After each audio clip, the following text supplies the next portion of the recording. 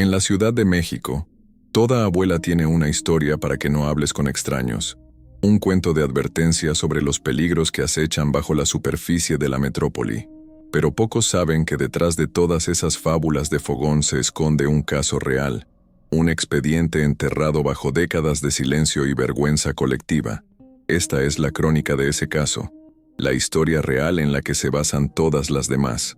Nos situamos en el año 1935, una ciudad que hierve con la promesa de un futuro post-revolucionario, atrayendo a miles de almas en busca de fortuna.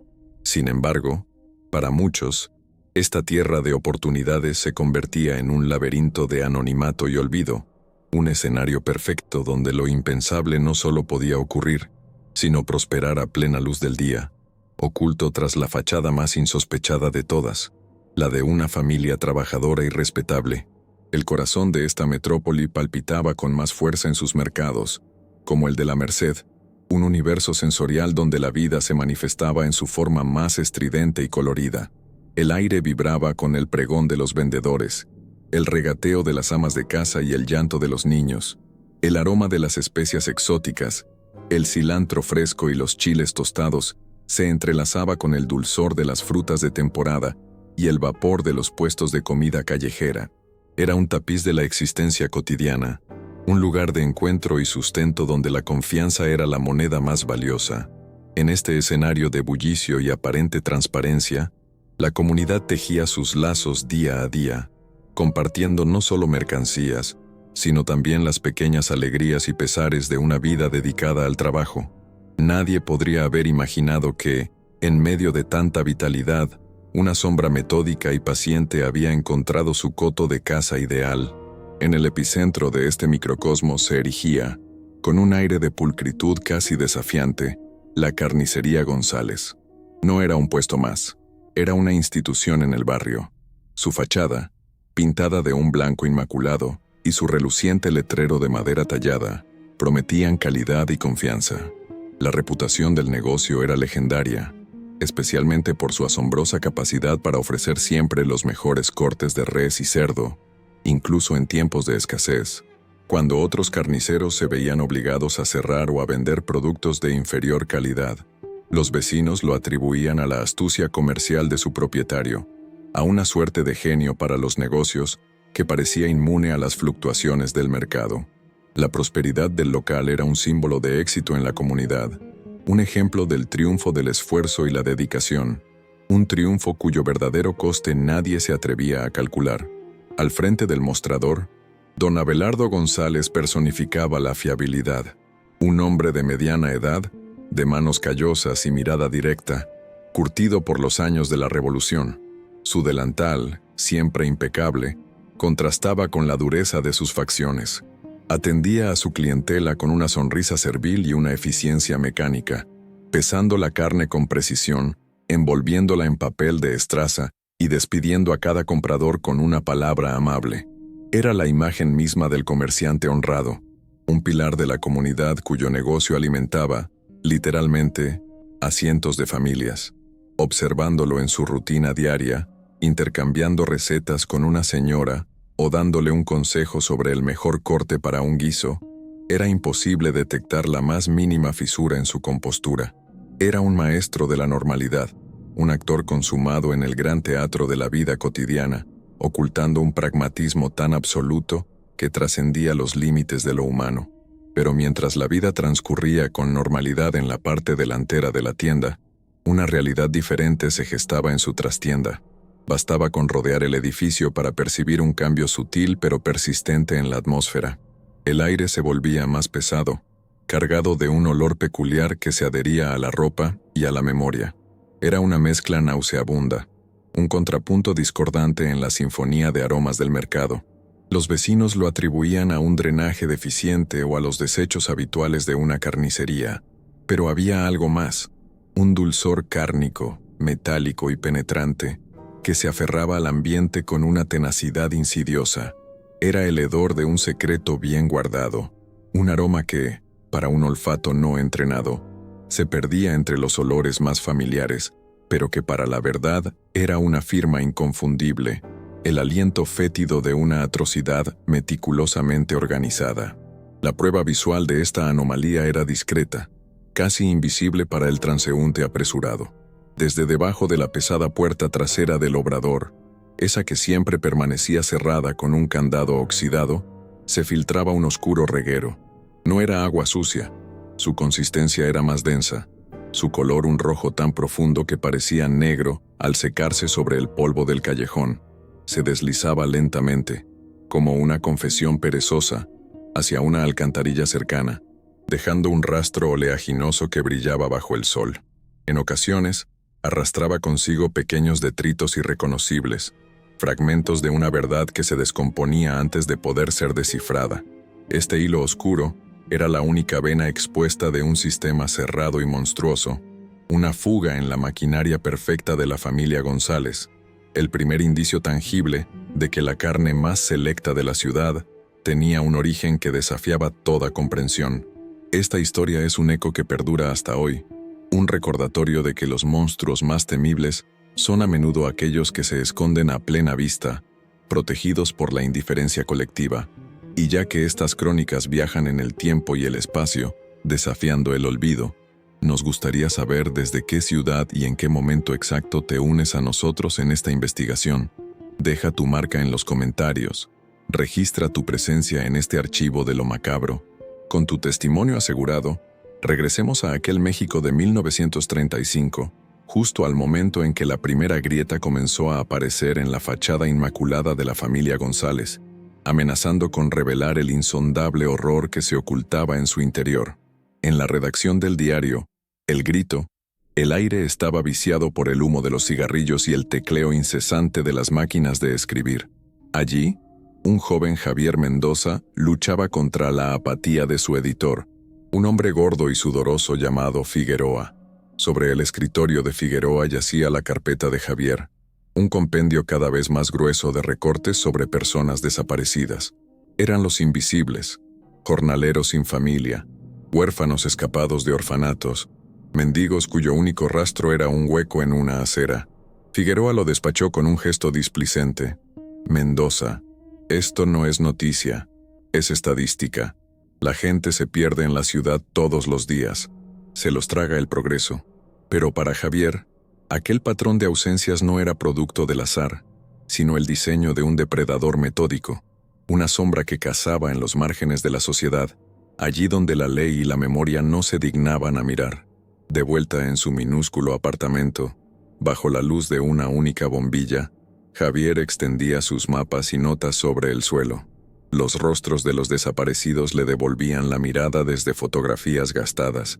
No eran nombres en una lista, eran historias interrumpidas, futuros borrados. Estaba el de Pedro, un bracero de Michoacán que escribió a su madre una última postal, hablando de un trabajo prometedor. Estaba la de Ana, una niña de 12 años que vendía cerillas y cuya única amiga era una muñeca de trapo.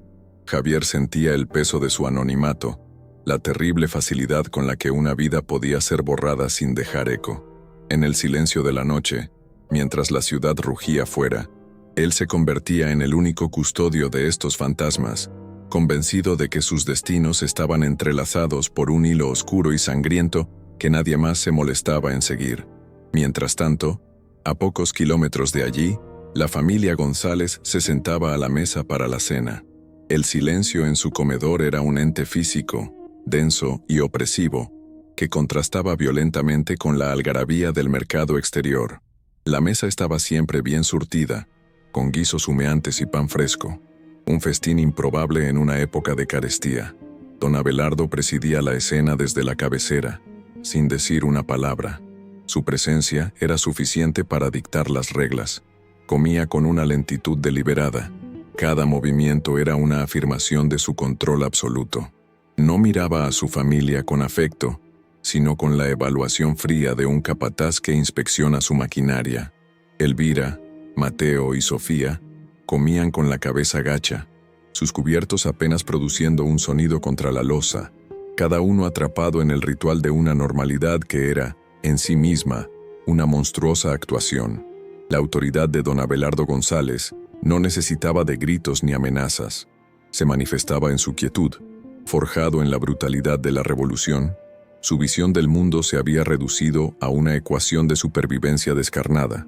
Para él, la humanidad se dividía en dos categorías: depredadores y presas, herramientas y desechos.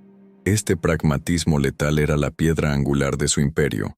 Desde su asiento, observaba a su mujer, la ejecutora de su voluntad, a su hijo, el instrumento de su oficio, y a su hija, el eslabón débil, la conciencia rota que amenazaba la perfecta eficiencia de su sistema.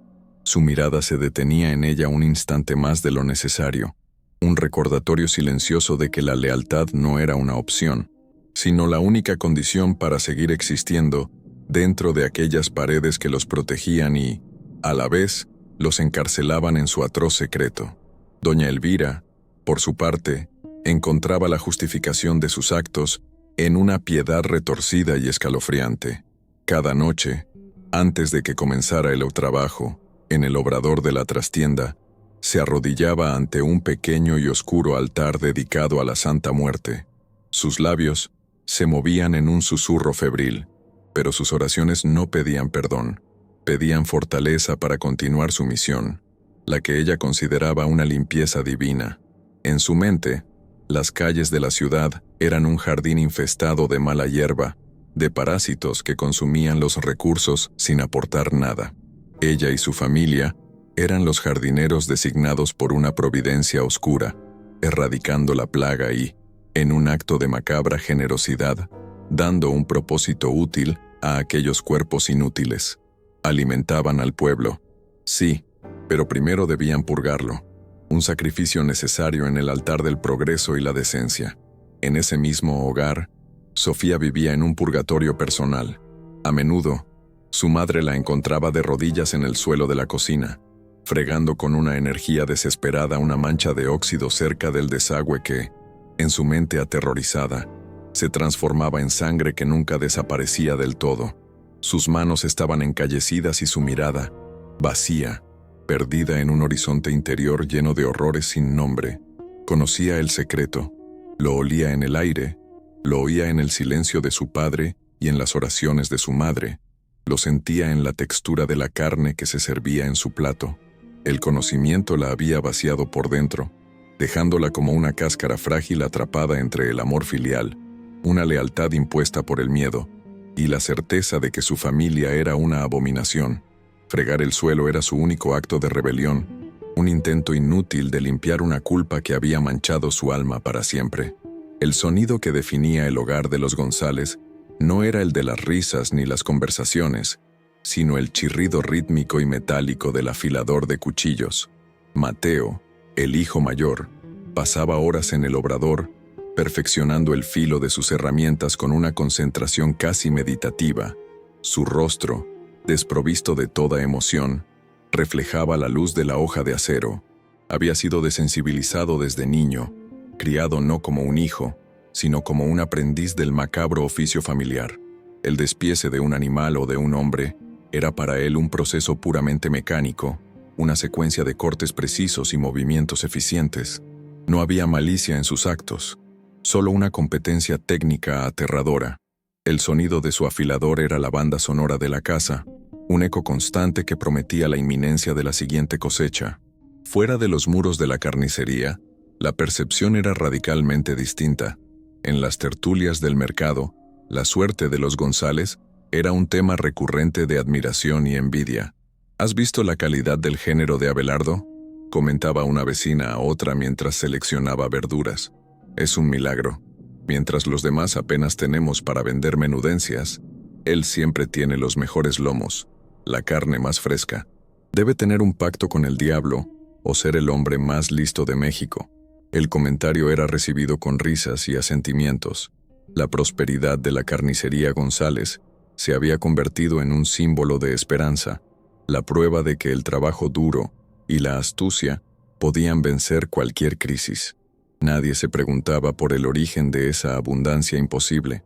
La comunidad prefería deleitarse con sus beneficios, ciega al hecho de que su bienestar se construía sobre los huesos de los olvidados.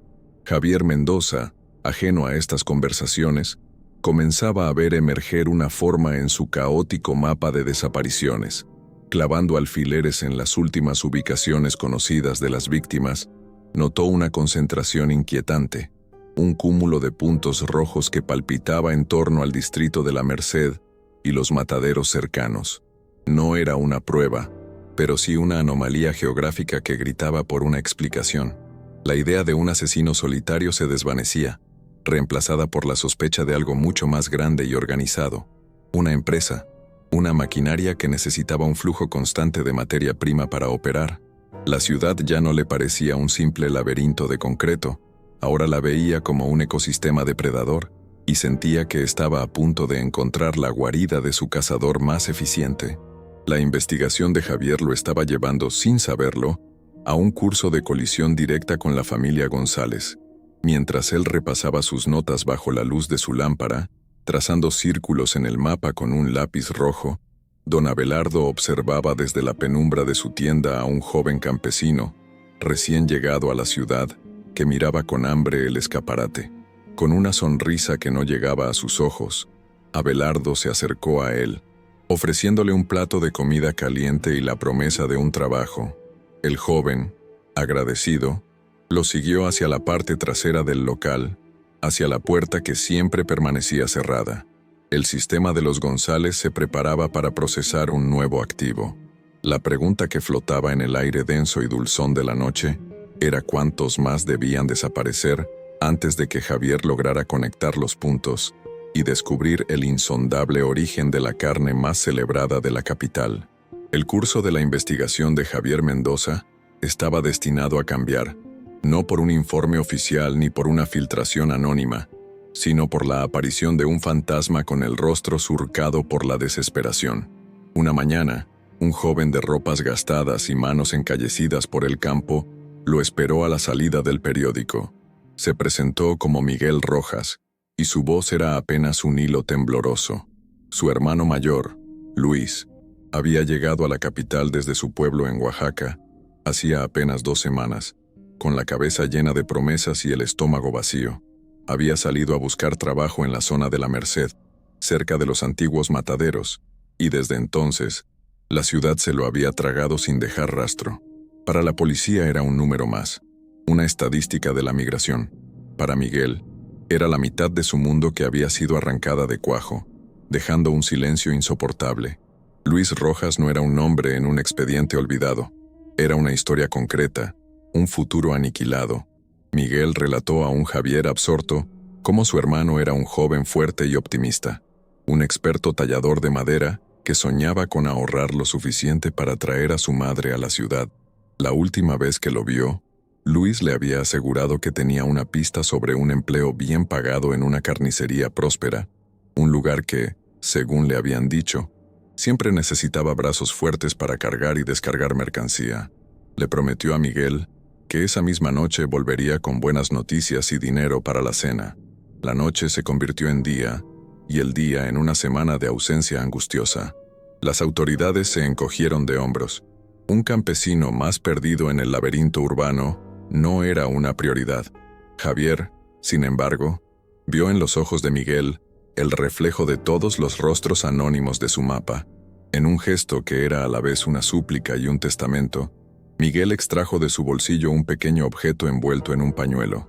Era un pájaro de madera, un gorrión tallado con una destreza asombrosa en una sola pieza de copal. Las alas estaban a medio desplegar, la cabeza ladeada con una curiosidad casi viva. Era su posesión más preciada, susurró Miguel, con la voz rota. Lo talló él mismo, nunca iba a ninguna parte sin él.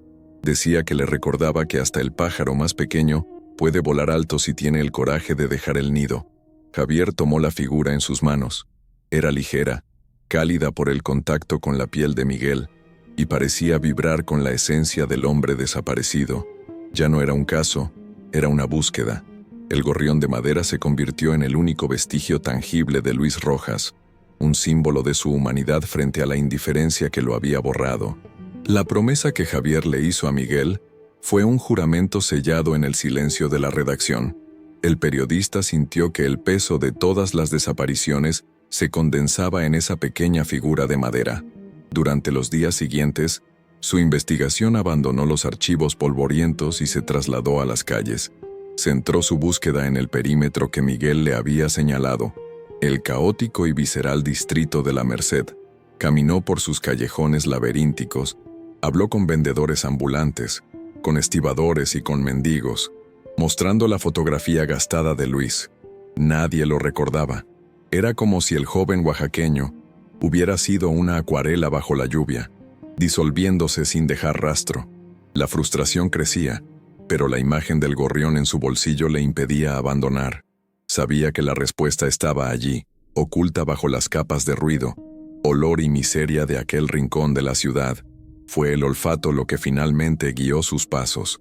Aquel hedor dulzón y metálico que había percibido antes, ahora parecía concentrarse con una intensidad particular en un estrecho callejón de servicio que corría por la parte trasera de una hilera de comercios.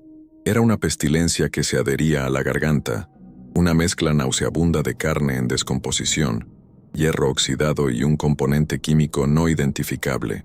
El olor emanaba con mayor fuerza de la parte posterior de un local cuya fachada delantera conocía bien, la inmaculada y próspera Carnicería González. Mientras otros transeúntes se apresuraban a pasar, tapándose la nariz, Javier se detuvo.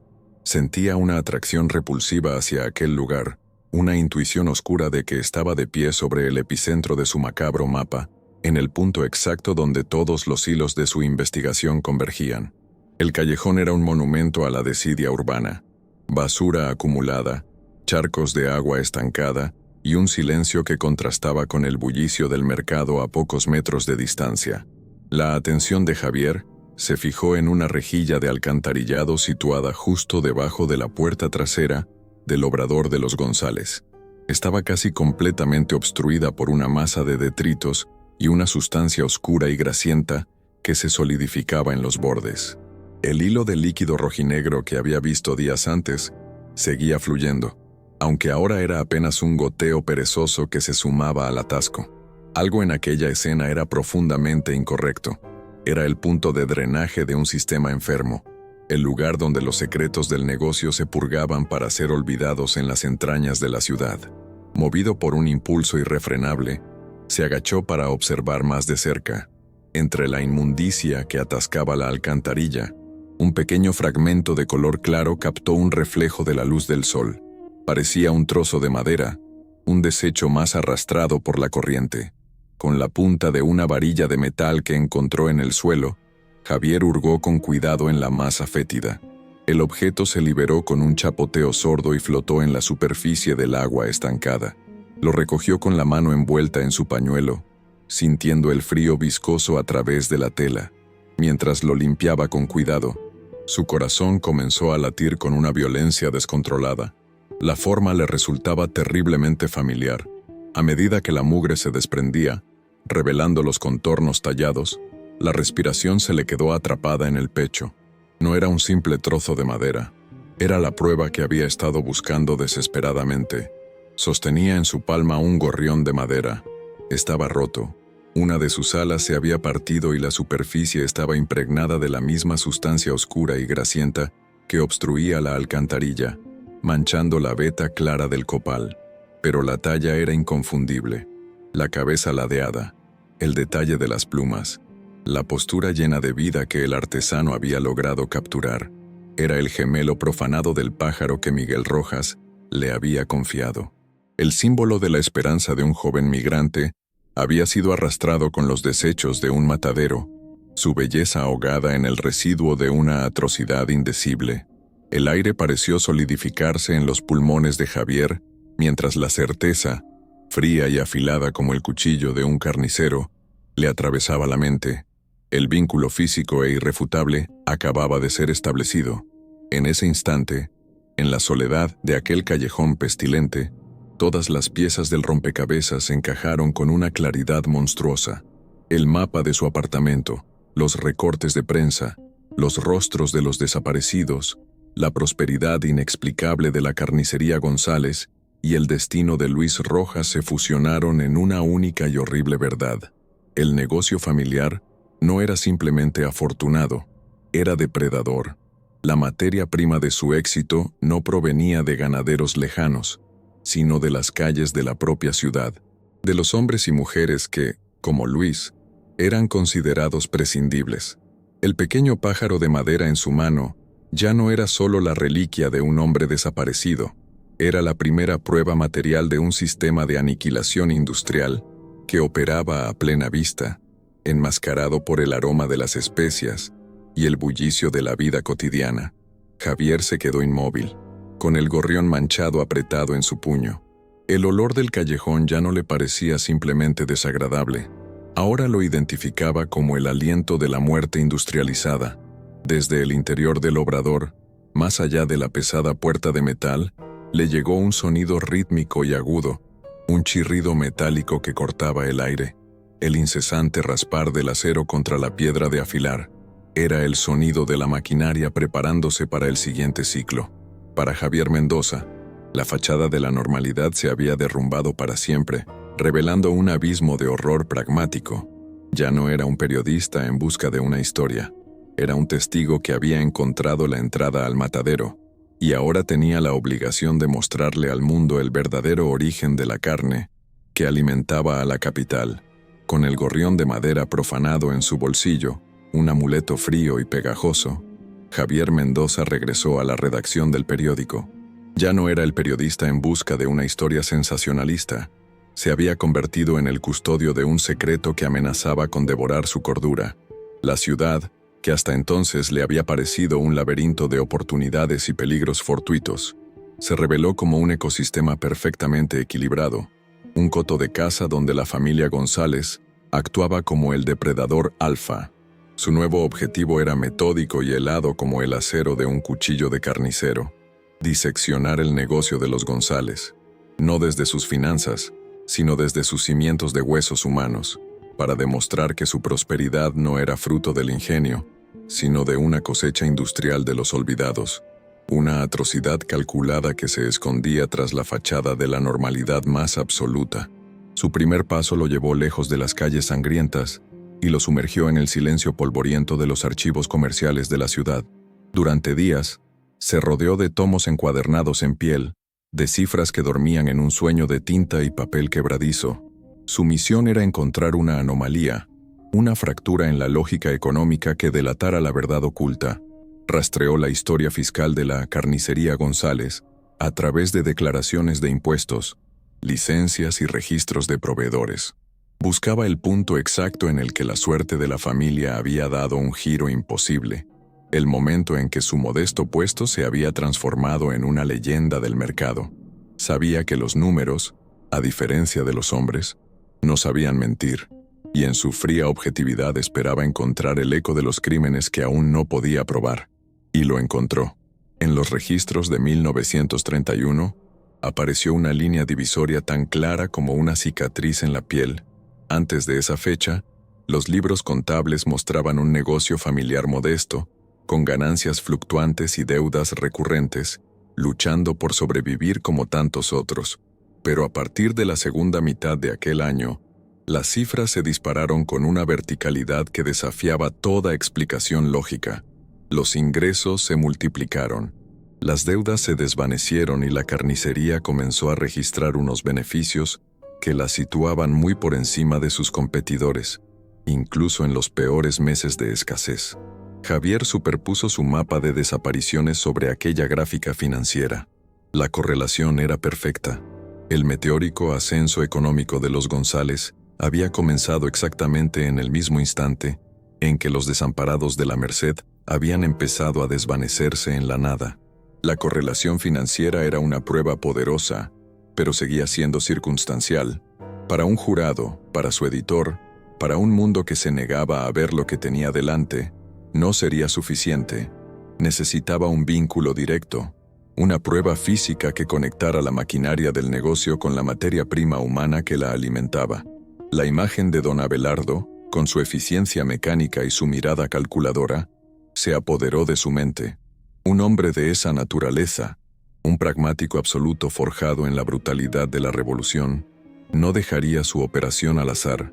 Debía existir un registro, un sistema, una contabilidad de su macabro imperio. La pregunta que lo atormentaba noche tras noche no era si esa prueba existía, sino cómo podría un simple periodista arrancarla de las entrañas de la guarida del monstruo sin ser devorado en el intento. La fortuna, o quizás el eco de las almas perdidas, le proporcionó una inesperada vía de acceso. Investigando entre los comerciantes de la Merced, oyó el rumor de un joven repartidor que había sido despedido de la carnicería de forma humillante por don Abelardo, acusado de robar unos pocos centavos. Javier dedicó 2 días a rastrearlo, siguiendo una pista tenue que lo llevó a una miserable vecindad en los extramuros de la ciudad. Encontró al muchacho, un joven llamado Ricardo, consumido por el rencor y el miedo. Al principio, se negó a hablar, aterrorizado por la simple mención del apellido González. Pero la promesa de Javier de hacer justicia, y quizás la oportunidad de vengar su orgullo herido, finalmente desataron su lengua, abriendo una pequeña grieta en el muro de silencio que protegía a la familia. El testimonio de Ricardo pintó un cuadro de opresión psicológica y una disciplina férrea. Describió el silencio sepulcral que reinaba en la casa, la forma en que doña Elvira parecía rezar mientras limpiaba las herramientas, y la mirada vacía de Mateo mientras afilaba sus cuchillos durante horas. Pero la pieza clave de su relato fue la descripción de la obsesión de don Abelardo con un viejo libro de contabilidad de cubiertas de cuero oscuro. Lo guardaba bajo el mostrador durante el día y se lo llevaba a casa por la noche. Nadie, absolutamente nadie, tenía permiso para tocarlo. Abelardo anotaba en él meticulosamente al final de cada jornada, con una caligrafía apretada y precisa. Ricardo lo llamaba el diario del patrón, un registro sagrado de las operaciones del negocio al que atribuía el éxito casi milagroso de la carnicería. Javier supo entonces que había encontrado su objetivo. Conseguir el libro parecía imposible, pero la desesperación agudizó su ingenio. Recurrió a un contacto que había cultivado en sus años de nota roja, un funcionario de bajo rango en la oficina de recaudación de impuestos, un hombre con una debilidad por las carreras de caballos y una deuda considerable con las personas equivocadas. Javier le hizo una oferta que no pudo rechazar. A cambio de saldar su deuda, el funcionario debía realizar una inspección fiscal sorpresa en la carnicería González y confiscar temporalmente sus libros de contabilidad del último lustro para su revisión. El plan era arriesgado hasta la demencia. Tenían una ventana de apenas 24 horas antes de que Abelardo moviera sus hilos para recuperar sus registros. Una sola noche para encontrar la prueba definitiva o sellar su propio destino. Esa noche, en la soledad de su apartamento, con las ventanas cerradas y la puerta atrancada, Javier abrió el libro de contabilidad. El cuero de la cubierta estaba desgastado y manchado con una sustancia oscura que prefirió no identificar. Las páginas, amarillentas y frágiles, desprendían un olor dulzón a papel viejo y a algo más, un aroma cárnico apenas perceptible. A primera vista, parecía un registro comercial ordinario, columnas de cifras, fechas, descripciones de gastos en especias, sal y papel de estraza. Los beneficios estaban anotados con la misma caligrafía precisa y desapasionada. Por un momento, un miedo helado lo invadió. ¿Y si se había equivocado? ¿Y si todo era una monstruosa coincidencia? Fue entonces cuando llegó a la sección titulada Adquisiciones de género, y el mundo se detuvo. Las anotaciones en esta sección eran radicalmente distintas a las de cualquier otro libro de contabilidad que hubiera visto. En lugar de nombres de ranchos, mataderos o proveedores ganaderos, cada entrada comenzaba con la misma frase críptica: compra de res. No había precios de mercado, ni pesos registrados, ni certificados sanitarios. Solo esa frase, seguida de una fecha y una descripción que no correspondía a ningún tipo de animal conocido por la industria cárnica. Era un código, un lenguaje privado diseñado para registrar lo indecible a plena vista, ocultando la atrocidad bajo el velo de la burocracia más mundana. Javier sintió que estaba al borde de un abismo, leyendo un texto prohibido que nunca debió salir a la luz, la Biblia de una religión de canibalismo pragmático. Con manos temblorosas, comparó la primera entrada anómala con sus propios archivos. La caligrafía de Abelardo rezaba: 12 de marzo de 1932. Una res, joven, algo flaca. Origen: Michoacán, coste, ninguno. Javier buscó en sus recortes de periódico y notas. La fecha coincidía exactamente con el día en que Pedro, el joven bracero michoacano, fue visto por última vez. La descripción era una burla cruel de la constitución del muchacho.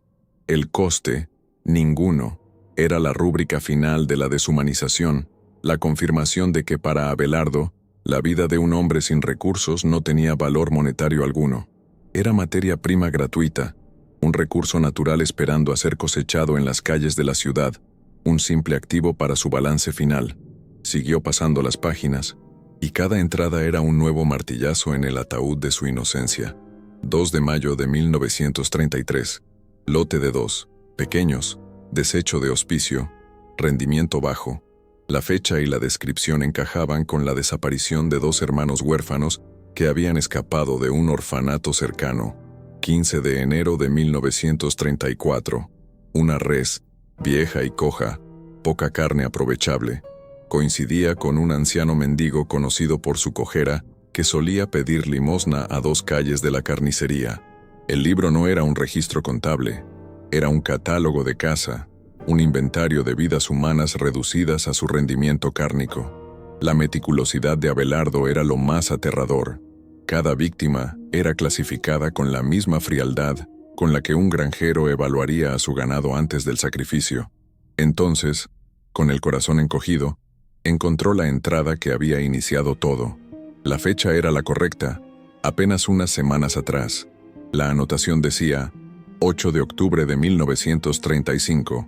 Una res, fuerte y sana, la de Oaxaca, traía un juguete de madera. El aire se escapó de los pulmones de Javier en un silbido. La última frase era una puñalada de hielo en su alma. El pequeño gorrión de madera, el símbolo de los sueños y la humanidad de Luis Rojas, había sido reducido por su asesino a una nota al pie de página, un detalle irrelevante en el inventario de un nuevo producto. La verdad, en toda su magnitud, se desplegó ante él.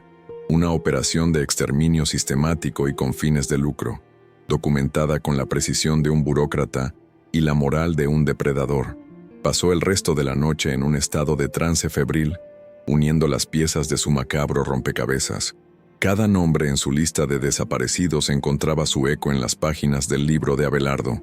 Eran más de 40 vidas borradas, procesadas y vendidas por kilos en el mercado más concurrido de la ciudad. El libro era un testamento de la indiferencia, la prueba de que en el corazón de la metrópoli que prometía el progreso, se había instalado una maquinaria de muerte que se alimentaba de los invisibles. Al amanecer, con los ojos enrojecidos y el sabor amargo del café y el horror en la boca, Javier sabía que tenía en sus manos el poder de detener la masacre, pero también la certeza de haberse convertido en el mayor enemigo de la familia más monstruosa de México. En los días que siguieron, mientras preparaba su estrategia para llevar el libro a las autoridades, una nueva sensación comenzó a instalarse en la nuca de Javier, la de ser observado. Al principio, lo atribuyó al agotamiento y la paranoia, un efecto secundario de vivir inmerso en la historia más oscura que jamás había investigado. Sin embargo, la sensación se hizo más tangible, una silueta que se detenía cuando él se detenía, un rostro en la multitud que parecía seguirlo con una fijeza inhumana. Era una presencia pesada, casi física, que lo acompañaba desde la redacción hasta la puerta de su apartamento. La ciudad ya no era su campo de investigación, se había convertido en una jaula, y él sentía la mirada del cazador sobre él, evaluando, esperando el momento oportuno. La paranoia se convirtió en una certeza aterradora una tarde gris. Vio a la misma figura corpulenta y de andares pesados en 3 lugares distintos en menos de una hora. Primero, apoyado en una pared frente al edificio del periódico, con la mirada perdida pero fija en la entrada. Luego, reflejado en el escaparate de una tienda mientras Javier caminaba. Y finalmente, al otro lado de la calle de su pensión, inmóvil bajo la llovizna, como una gárgola de carne y hueso. No había duda, era un hombre grande, con los hombros anchos de quien carga pesos toda su vida. No necesitaba verle la cara con claridad para saber quién era. El carnicero había abandonado su obrador. La familia González sabía que estaban siendo observados, y habían enviado a su instrumento para vigilar al observador. La confrontación era inevitable. Sucedió una noche, en un callejón mal iluminado que Javier usaba como atajo para llegar a su casa. La figura se materializó desde un portal oscuro, bloqueándole el paso. Era Mateo González. Su delantal de carnicero estaba sorprendentemente limpio, pero sus manos, grandes y callosas, colgaban a sus costados como mazos de carne. Su rostro era una máscara de impasibilidad, sus ojos dos fragmentos de obsidiana sin brillo. El aire a su alrededor pareció espesarse, cargado con el inconfundible olor dulzón y metálico de la carnicería, un aroma que ahora para Javier era el perfume mismo de la muerte. No hubo un saludo, solo un silencio pesado y amenazante que se estiró durante una eternidad. Cuando Mateo finalmente habló, su voz fue tan plana y desprovista de emoción como su rostro. «Hay olores que se pegan a la ropa, periodista», dijo, sin levantar la voz. «Usted huele a curiosidad. Es un olor que atrae a las moscas». Hizo una pausa, dejando que las palabras se asentaran en el aire frío de la noche. «Y a cosas peores». Levantó lentamente una de sus manos, flexionando los dedos con una fuerza contenida que hizo crujir sus nudillos. La amenaza no estaba en sus palabras, sino en su presencia, en la promesa de violencia que emanaba de cada fibra de su ser. «A mi padre no le gustan las moscas en su negocio. Las aplasta». El mensaje era inequívoco, una sentencia pronunciada por el verdugo. Sin esperar respuesta, Mateo se dio la vuelta y se desvaneció en la oscuridad del callejón, con la misma rapidez silenciosa con la que había aparecido. Dejó a Javier paralizado, con el corazón golpeando sus costillas como un pájaro atrapado. El miedo, que hasta entonces había sido un concepto intelectual, una reacción al horror que leía en el libro de contabilidad, se convirtió en una realidad física y helada que recorrió su espina dorsal. Ya no era una investigación, era una guerra. El monstruo que había estado rastreando en las sombras ahora conocía su rostro, su nombre y su olor. La advertencia de Mateo no era solo una amenaza, era la confirmación definitiva, la firma de la familia en su obra. A partir de ese momento, cada segundo contaba. Debía actuar antes de convertirse en la próxima entrada, en la próxima res, registrada en el libro de contabilidad de don Abelardo González. El libro de contabilidad era un artefacto de pesadilla, pero para la ley, no era más que un registro excéntrico. Javier Mendoza lo sabía. Por eso, con el alma en vilo, se presentó en el despacho del capitán de policía Anselmo Morales, un hombre cuya honestidad era tan conocida como su escepticismo, forjado en décadas de lidiar con la escoria de la ciudad. Sobre el escritorio de madera, entre informes de robos y disturbios políticos, Javier desplegó su investigación, el mapa, los recortes, las fotografías de los desaparecidos y, finalmente, el libro de cuero oscuro. Morales lo examinó con una mirada cansada. Las historias de monstruos eran comunes en su oficio, pero casi siempre se resolvían en explicaciones mucho más mundanas: deudas, pasiones, huidas. La teoría de Javier, la de una familia que procesaba seres humanos como si fueran ganado, era una fantasía macabra, una locura que su mente pragmática se negaba a aceptar. «Mire, Mendoza», dijo el capitán, su voz grave resonando en la pequeña oficina. «Aprecio su celo, pero esto es insostenible. Un libro de contabilidad con anotaciones extrañas y un puñado de desapariciones sin conexión aparente. En esta ciudad, la gente se desvanece como el humo. No puedo movilizar a mis hombres por una corazonada sacada de una novela barata». Javier, desesperado, sintió el peso de las 40 vidas documentadas en aquellas páginas.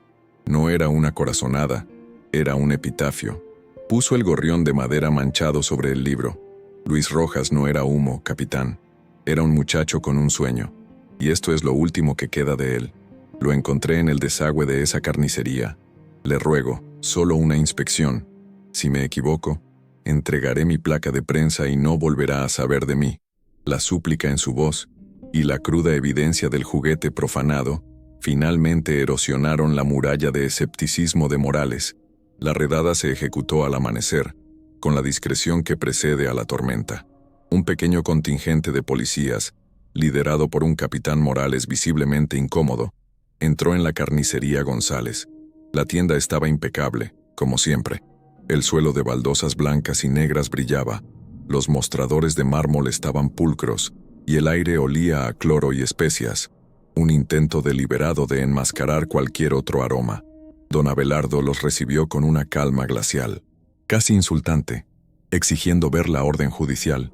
Su rostro no mostraba miedo, ni siquiera sorpresa, solo una profunda irritación, como si aquella intromisión fuera un mero contratiempo burocrático en su jornada laboral. Mateo permanecía a su lado, inmóvil y silencioso como una estatua de piedra, con sus manos enormes colgando inertes a los costados. La inspección de la vivienda familiar, situada en el piso superior, fue igualmente infructuosa. La casa era un santuario del orden opresivo. Cada mueble estaba en su sitio, cada superficie libre de polvo. Doña Elvira los observaba desde el umbral de la cocina, con un rosario entrelazado en sus dedos, sus labios moviéndose en una oración inaudible. Sofía, por su parte, se había encerrado en su habitación, y un silencio sepulcral emanaba de su puerta. No había nada fuera de lugar, ninguna prueba, ninguna mancha de sangre que no pudiera explicarse por el oficio de la familia. El capitán Morales se volvió hacia Javier, con una mirada que mezclaba el alivio y la reprimenda. La operación estaba a punto de ser cancelada, el caso a punto de cerrarse como la fantasía paranoica de un periodista demasiado ambicioso. El fracaso era un sabor amargo en la boca de Javier. Fue entonces cuando el recuerdo del hedor lo golpeó con la fuerza de una revelación. El obrador dijo con urgencia, su voz resonando en el silencio tenso. El desagüe. Todo empieza en el desagüe. A pesar de las protestas de don Abelardo sobre la inviolabilidad de su espacio de trabajo, el capitán Morales, quizás por un último vestigio de duda o por el deseo de terminar de una vez por todas, asintió. Entraron en la trastienda y el ambiente cambió de forma instantánea y brutal. El olor dulzón y metálico, denso y penetrante, se apoderó del aire, tan espeso que casi podía masticarse. Era el aliento fétido del secreto que Javier había perseguido durante semanas. En el centro de la sala, bajo una pesada mesa de despiece de acero, había una rejilla de drenaje de hierro fundido. A primera vista, parecía un desagüe normal, aunque notablemente limpio. Pero uno de los oficiales más veteranos notó algo extraño.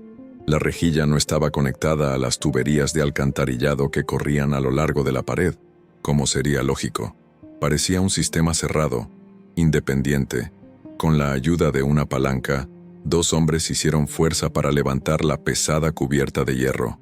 Un crujido de metal oxidado rompió el silencio, y la rejilla cedió, revelando no una tubería, sino un oscuro agujero cuadrado que se hundía en las entrañas del edificio. Una ráfaga de aire helado y viciado ascendió desde la oscuridad, un aliento de cripta cargado con una pestilencia tan abrumadora que varios policías retrocedieron, llevándose las manos a la cara. La mirada de don Abelardo, por primera vez, vaciló. El agujero daba a una escalera de piedra, resbaladiza por una humedad perpetua y oscura.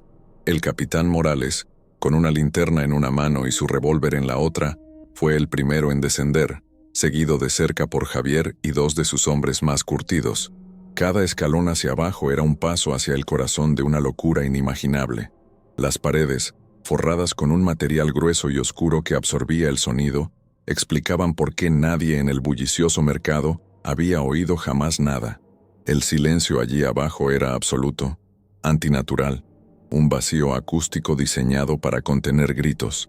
Al final de la escalera, una pesada puerta de madera reforzada con placas de metal se interponía en su camino.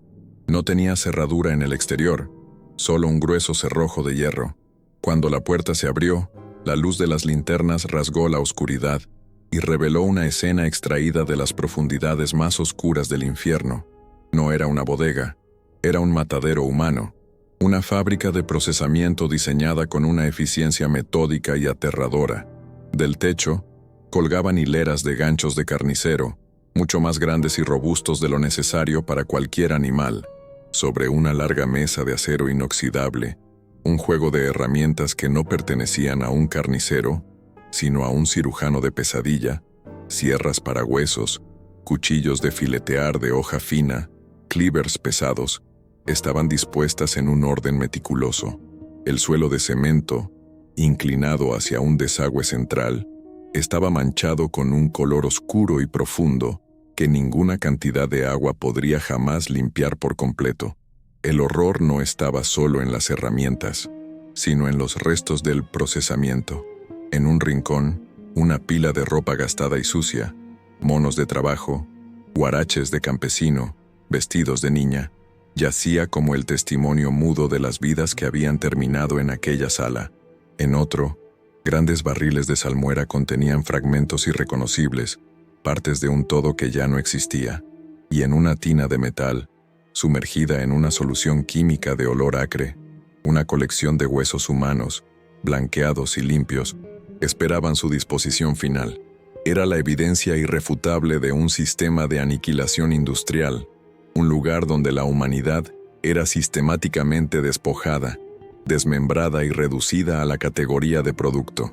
La escala y la organización de la operación dejaron a los curtidos policías sin aliento, enfrentados a un mal que superaba su comprensión. De vuelta al piso de arriba, el silencio de la familia se había roto. Ante la evidencia innegable de lo que yacía bajo sus pies, la fachada de normalidad se derrumbó. Don Abelardo permanecía mudo, su pragmatismo convertido en una derrota pétrea. Mateo miraba a un punto vacío en la pared, completamente disociado de la realidad. Sofía, finalmente liberada de su habitación, sollozaba en un rincón, un sonido roto y animal. Fue entonces cuando doña Elvira dio un paso al frente.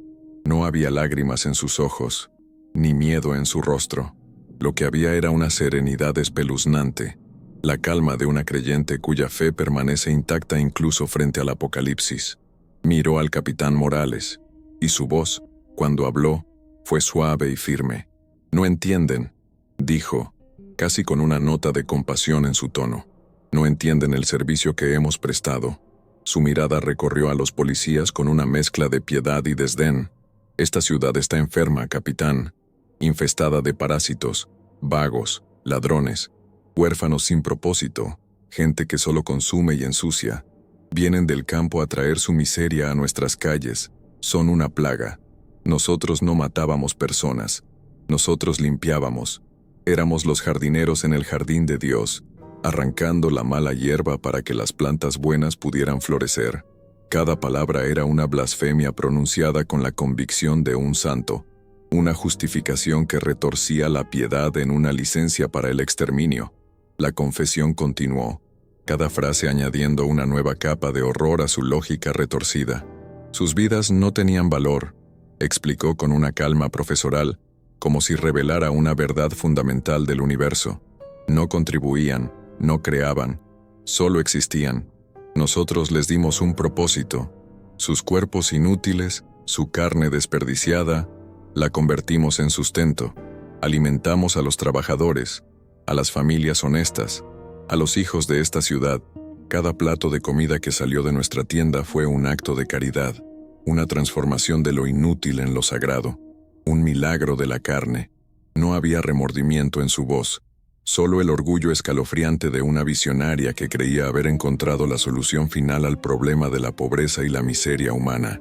Javier Mendoza la escuchaba, paralizado por la monstruosidad de su discurso. Había buscado a un asesino, a un monstruo movido por la codicia o la locura, pero había encontrado algo mucho peor. Una familia que había convertido el genocidio en un acto de fe y en un modelo de negocio sostenible. La confesión de doña Elvira no era la admisión de un crimen, sino el manifiesto de su retorcida teología. En su mente, no eran asesinos, sino salvadores, alquimistas que transmutaban la escoria de la humanidad en el oro del sustento. El horror no residía solo en los ganchos y las sierras del sótano, sino en la certeza absoluta y serena de aquella mujer de que sus actos no solo eran necesarios, sino justos. En ese momento, mientras la luz del sol de la mañana entraba por las ventanas de la tienda, iluminando las motas de polvo que danzaban en el aire, la verdad completa quedó expuesta en toda su atrocidad.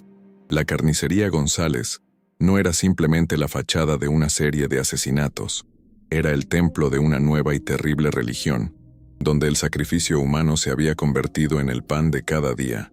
La investigación de Javier había llegado a su fin, pero el eco de las palabras de doña Elvira y la imagen de aquel matadero oculto bajo el bullicio de la vida cotidiana resonarían para siempre, no solo en su memoria, sino en la conciencia culpable de una ciudad que, sin saberlo, se había estado devorando a sí misma. La revelación de los crímenes de la familia González no fue una simple noticia. Fue una onda expansiva de pavor que fracturó la psique de la nación entera. La historia estalló desde las páginas de El Grito y se extendió como una metástasis por cada rincón del país. El horror no residía únicamente en la brutalidad de los asesinatos, sino en la profanación del acto más fundamental de la comunidad, el de alimentarse. De la noche a la mañana, cada plato de carne, cada guiso familiar, se convirtió en una fuente de sospecha y náusea. La confianza, ese pilar invisible que sostiene a la sociedad, se desmoronó. La gente miraba a sus vecinos, a sus carniceros de toda la vida, con una nueva y terrible duda en los ojos. La Ciudad de México, la orgullosa capital del progreso, se había descubierto a sí misma como una metrópoli caníbal, y la indigestión de esa verdad sería larga y dolorosa. El caso de los carniceros de la Merced, como los bautizó la prensa sensacionalista, se transformó en un circo mediático sin precedentes. Los periódicos competían por publicar los detalles más escabrosos, las fotografías más explícitas de las herramientas del sótano y los testimonios más desgarradores de los familiares de aquellos que, hasta entonces, solo habían sido fantasmas estadísticos. La familia González dejó de ser humana para convertirse en un arquetipo del mal absoluto. Don Abelardo era el monstruo pragmático, doña Elvira, la fanática sanguinaria, Mateo, el verdugo sin alma.